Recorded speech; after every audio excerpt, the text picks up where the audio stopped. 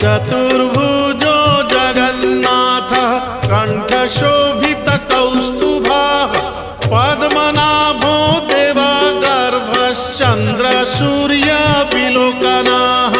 जगन्नाथो लोकनाथो नीलाद्रीशः परो हरिः